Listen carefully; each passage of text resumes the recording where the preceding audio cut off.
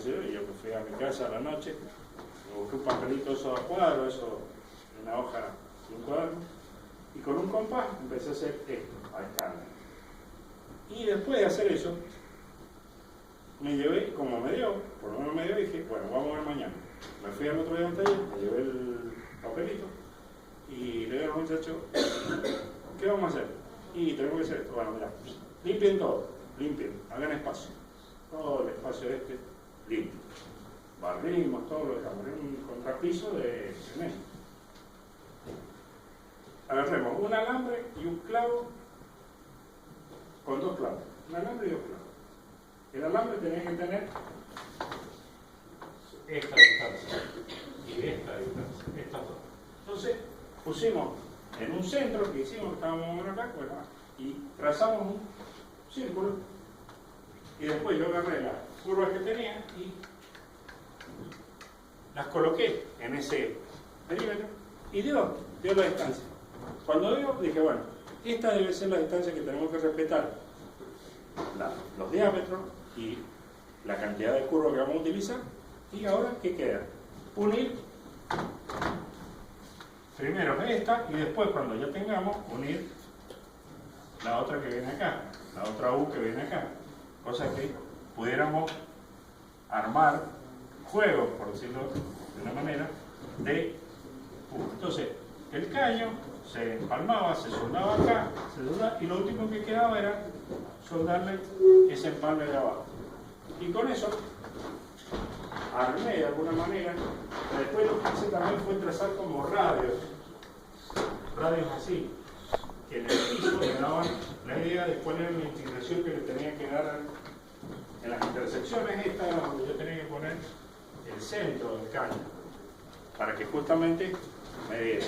Y bueno, fue un trabajo geométrico más que todo, y con eso pudimos armar el horno. Soldamos, se armó todo y funcionó.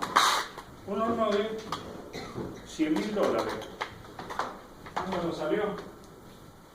$10.000 pesos, que fue el salario de los operarios que estuvimos ahí, trabajábamos mensuales, así que, ¿sabes qué? Nos pagaban $2.000 pesos, $3.000 pesos, ¿no? Y lo hicimos, se puede hacer. O sea, hay que, por supuesto, aprovechamos experiencia, aprovechamos esto, visiones distintas de cómo eran los hornos originalmente, lo podemos rearmar. Esa es la vista que teníamos nosotros cuando mirábamos hacia el techo. Otras cosas que tienen los hornos, algunos tipos de hornos, son, por ejemplo, el tema de las puertas.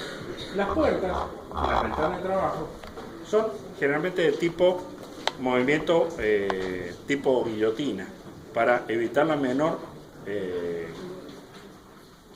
pérdida de calor a través de la misma. Entonces se busca que pasen muy cerca de las paredes para cerrar y que se puedan levantar y bajar rápidamente para no tener tanto tiempo abierto y evitan la salida. Fíjense, acá caemos nuevamente en lo mismo de lo que eran las calderas, o sea, instalaciones para la emisión de los combustibles, clasificación de combustible, instalación para combustibles sencillos de sólidos, después cañerías, esto no es muy importante, y acá vemos materiales para los hornos de combustión, que son los refractarios, damos algunas características de refractarios, eso lo deben haber visto en ciencia de los materiales, o sea, no le vamos a agregar más de lo que ustedes ya saben. Después, tipo de refractario, para que cuando por ahí leen en algún libro, por ejemplo, hay libros que en la traducción del libro te dice aislante, chamota. Entonces, ¿qué me está diciendo? ¿Que me insultó o me dijo algo importante? Chamota. Y la chamota es una arcilla refractaria, acá, nada más que está traducida en una de esas, en el español del mexicano, por decir. Si era un libro de Estados Unidos, entonces te ponen ahí el refractario, el material refractario, chamota. Sílice, alúmina, dolomita, no cambia nada. Y en la parte externa del horno generalmente se colocan materiales como fibrocemento, vidriolana o asbesto. para aislarlo ya del exterior, de la parte externa. El asbesto se ha dejado de utilizar, pero todavía en algunas instalaciones está presente, porque es un buen aislante, pero produce problemas de cáncer. Entonces, la manipulación del asbesto y todo eso se ha tratado de evitar a través de la OIT, o sea, de la Organización Internacional del Trabajo, que recomienda el no uso de, en este caso, de asbesto. Pero los materiales de la parte de afuera son generalmente fundiciones grises para los bastidores, esqueletos, puertas, ventanas, etc. Ya habíamos visto las partes del horno, etcétera. Fíjense, tipo de combustible para calentamiento industrial, es una información nada más, no es muy importante. Acá viene la combustión. Fíjense, esto está sacado de Torre-Guitar Weiss, el libro este, no sé si lo tiene alguno acá. ¿Lo tienen a mano? Bien, muy bien. Ya se ganó otro punto ahí en la... Y como no lo va a devolver hasta la semana que viene, todos los que no lo ven, yo le voy a pedir esas ecuaciones que la señorita ya sabe que le voy a pedir y la va a estudiar, y ninguno de ustedes va a poder sacarse el 10 que se va a sacar ella. Ahí se ve cómo son los desarrollos de cada uno de las combustiones de distintos elementos que generalmente están presentes en los combustibles. Acá también, esto es lo que trae interesante Torre-Guitar Weiss, que sirve tanto para hornos como para calderas, y que es, por ejemplo, la reacción química y los poderes caloríficos. ¿Se acuerdan cuando estuvimos charlando la semana pasada el tema del poder calorífico? Que era el poder calorífico superior, el inferior, etc. Ahí están los valores. Fíjense que ahí se puede ver perfectamente. Y el aire requerido para la combustión completa, que es otro dato importante, que muchas veces uno no sabe, entre comillas, no sabe, puede saberlo, pero es más fácil agarrar una tabla como esta y decir, bueno, mira, voy a necesitar tantos metros cúbicos, y con eso el ventilador que voy a necesitar para que me insufle estos metros cúbicos de aire, está, y ahí tenemos el dato. Respecto al tema de la cámara de combustión, esto es más que todo para el examen, ¿no? Esto no lo vamos a tomar ni siquiera en el parcial. El volumen de la cámara de combustión está relacionado con el poder calorífico, el calor que se necesita, el poder calorífico, y un factor Q, que es un factor como de aprovechamiento referido a los distintos combustibles, que están dados en Torre-Guitar Weiss, creo que trae alguna información de ello. Ese valor Q es como un coeficiente, que son kilocalorías por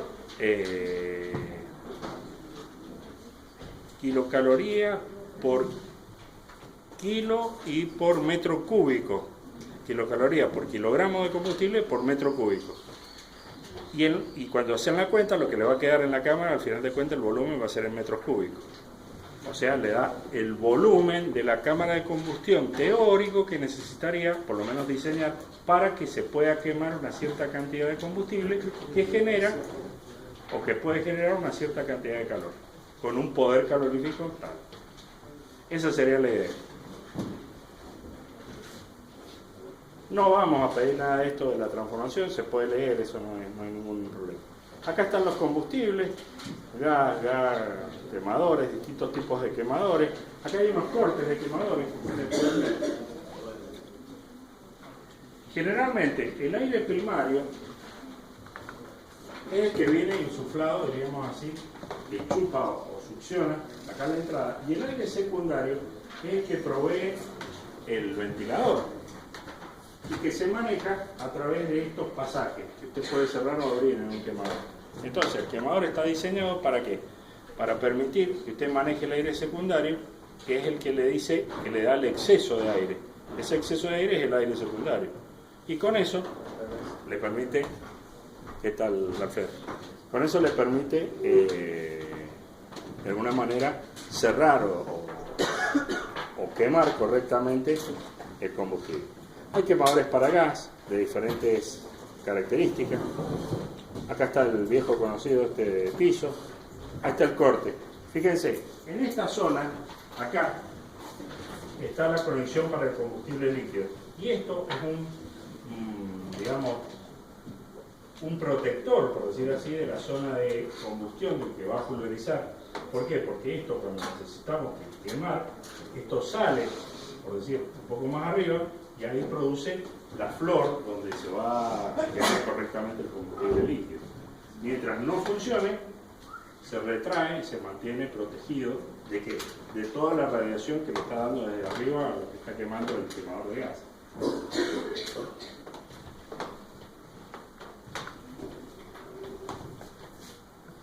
Ahí tienen un corte de un quemador de pared, o sea que también, así como hay algunos que están en el piso, podría haber algunos en las zonas laterales de los hornos y se coloca, diríamos así, protegidos con toda una pared refractaria. Acá están los soplantes, algunos soplantes para hornos importantes. Distintos tipos de quemadores. ¿Se acuerdan cuando hablábamos del tema de la combustión? Decíamos que la función del quemador era atomizar correctamente el combustible. Si el combustible era gas prácticamente, ya estábamos hechos, no necesitábamos atomizar demasiado. Pero cuando el combustible era tipo líquido, ya era más difícil, había que lograr que el quemador pulverizara correctamente ese combustible que tenía una gota gruesa y convertirlo en una fina, digamos, gota o un spray o una niebla que pudiera ser quemada. Entonces, para eso, habían distintos tipos de quemadores. Los principales están ahí, con pulverización mecánica, con fluido auxiliar y de copa giratoria. Fíjense que hay distintas maneras de pulverizar mecánicamente, que puede ser con presión directa, con retorno, presión directa de acanaladura, bla, bla, bla. No vamos a estar en la clasificación, pero sí que, por ejemplo, vean algunos de ellos, como por ejemplo, esta es pulverización mecánica. El fluido que queremos combustionar viene por el lateral. Entra en esta zona, aparece acá como un Bernoulli y es guiado hacia el exterior por estas acanaladuras que hacen que salga tangencialmente y con una cámara como que permite que esto gire y salga por fuerza centrífuga. Entonces el fluido sale muy pulverizado. En este otro caso, acá viene el combustible, acá hay vapor. Ese vapor primero sirve para calentar el fluido, precalentarlo. O sea, si el fluido está con tendencia a producir algún tipo de vaporización, con el calor ese del vapor, ya puede empezar como a vaporizar previamente. Y después, ese vapor sale por esta restricción a alta presión y arrastra en la salida al propio combustible, ayudándolo a dispersarse y a pulverizarse. A pesar de que uno creería que con el vapor va a apagar esto o lo que fuere, el vapor le sirve de ayuda al combustible para pulverizarlo correctamente. Y con ello logra la nube o lo que sería el spray o la niebla necesaria para producir la quemada. Esta otra también tiene una salida con una copa giratoria que hace que el fluido que viene por el centro tienda por fuerza centrífuga a pegarse a la pared que tiene un cierto ángulo de inclinación y va avanzando hasta que es despedido, por decirlo así, en la salida. Cuando ya no encontró más pared, el fluido partió. Pero ¿qué pasa? Salió, pero salió en forma de gota, de fina gota.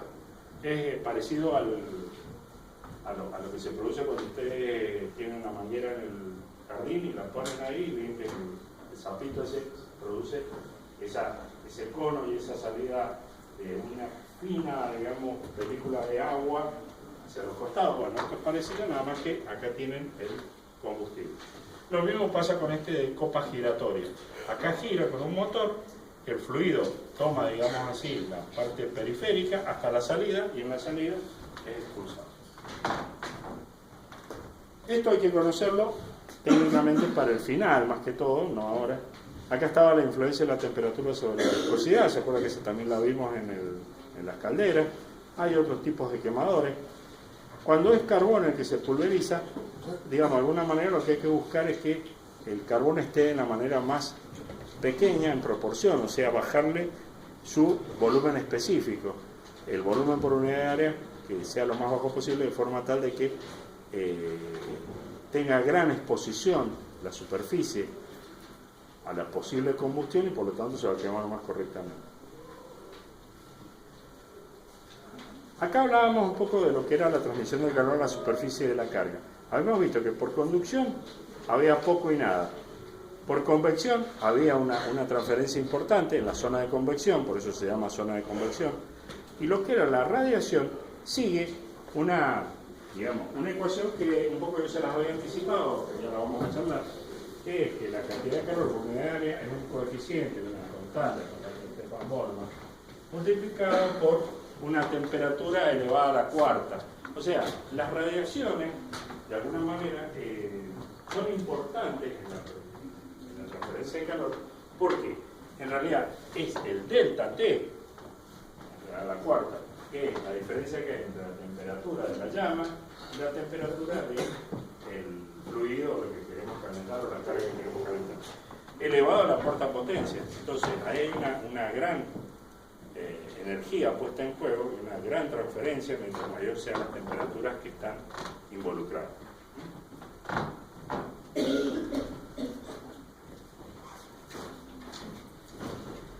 Hay algunos gases también producen efectos de radiación, que era lo que les decía, y las llamas luminosas también tienen una transferencia importante. Esto lo vamos a ver ahora cuando veamos radiación. Y lo demás ya de esto no tiene mucho, se puede leer perfectamente sin necesidad de que lo charlemos.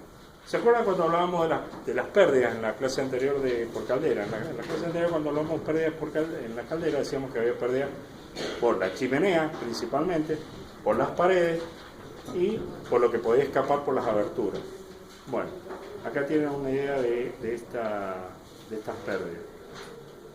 Generalmente las pérdidas por chimenea están en el orden del 25-30%, son importantes, o sea que ya le reducen el rendimiento térmico al orden del 70% de aprovechamiento del calor en el horno. Si sumamos eso, un 3, un 4, hasta un 5% de pérdidas por paredes, aberturas, etc., eso se reduce a un 65% de aprovechamiento, que es bastante alto en muchos casos, pero en realidad, considerándolo, ha decaído mucho el rendimiento. Pero hay que tenerlo en cuenta. Entonces, ¿qué es lo que se busca mejorar? Se busca mejorar, por un lado, las pérdidas a través de esas aberturas, buscando mejores diseños de abertura de puertas y de accesorios laterales, y por otro lado, evitar que los gases salgan demasiado calientes por la chimenea. ¿Se acuerdan que hablábamos de una temperatura mínima que había que buscar y de una temperatura que no fuera tan mínima que tuviéramos complicaciones con la corrosión? Entonces, ese juego de dejar salir el gas de los gases de la combustión a una cierta temperatura tiene que ser muy, muy cuidado en el aspecto de evitar que se escape junto con los gases de la combustión demasiado calor. Profesor, ¿ese aprovechamiento que dijo es teniendo en cuenta estas correcciones o se puede aspirar a mejorar un poco el tema? Se pueden aspirar a mejorar un poco, pero en realidad en muchos de los casos no podemos hacer mucho, especialmente con las pérdidas por chimenea, porque no podemos bajar tanto la temperatura por chimenea de forma tal de que produzcamos condensación. Entonces, necesariamente tenemos que dejar que escapen con una cierta temperatura y esa temperatura se complica. Bueno, acá hay otros cortes de quemadores para que los tengan, y yo le diría que en este aspecto estamos listos. Alfredo, no sé si querés que le